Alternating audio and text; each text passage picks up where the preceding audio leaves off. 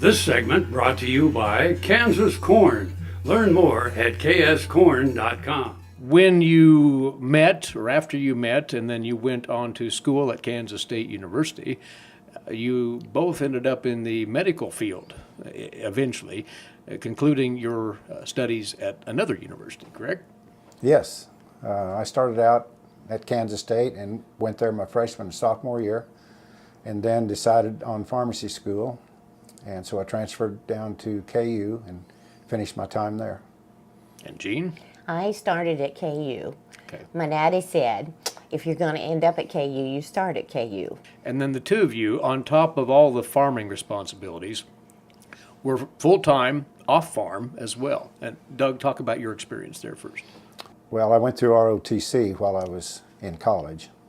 And so I was commissioned second lieutenant out of ROTC, but they allowed me to finish my degree and get my license, and then I was promoted to a captain, and I entered active duty and ended up serving 2 years at Irwin Army Hospital in Fort Riley.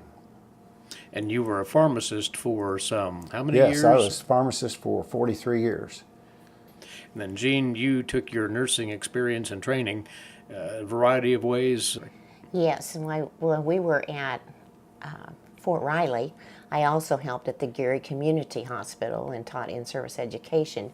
Got a chance to help them start off with their first cardiac team and their first defibrillator. You spent some time as a school nurse, as a substitute teacher as well, right? Yes, I've been a nurse for 50 years, and I still substitute as a school nurse, and I also substitute as a teacher. And all of this was going on off farm, and then the farming, which grew fairly steadily over the years. Is that correct? Yeah, it did. We started here in 1971, and then we had an opportunity to purchase some more ground on the east side of this place in 72. And then we went along till about 78, and her parents had retired, and so we had the opportunity to purchase that farm. So it amounts to present day around 1,200 acres? 1,200. Grass and crop. Grass and crop. And it's diversified. Right. Crops and livestock, and a cow herd. Cow herd. Some calves on feed.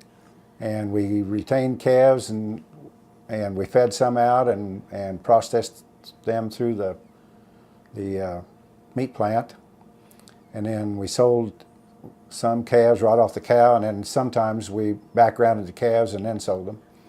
So we were flexible in what we did. And a hog herd as well, right?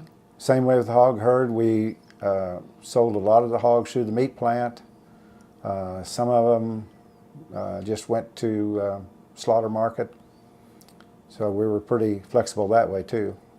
So many of the things that you've done in a community and civic sense, we couldn't possibly cover them all. Wanted to touch upon at least one or two, particularly the outreach opportunities that you've presented to grade school children, Days at the Farm, which you've conducted for a number of years now. And in fact, you think that maybe this was the first such day at the farm ever conducted in the state of Kansas. We Yes. thought so at the time, and our ag advisor is the one that came up with that idea, that no one else had done that yet at the time. Whether that's true or not, I guess we don't know that for sure, but we were certainly pioneers in the field. And we hosted it for 15 years from 1985 to 2000. It grew over the years. We had as many as 800 at one time. In conjunction with the local FFA chapter? In conjunction with the chapter, yeah. We just provided the place for them to have it, basically, is what we did. I'm Rexanne Struve, veterinarian in Western Iowa. I have a veterinary clinic and started doing stem cell therapy on dogs in August of 2014. And after the first 2 dogs, after 3 weeks, I saw such dramatic results. I said, hey, I have arthritis. I have joints that really need this help. Where can I go to get this done?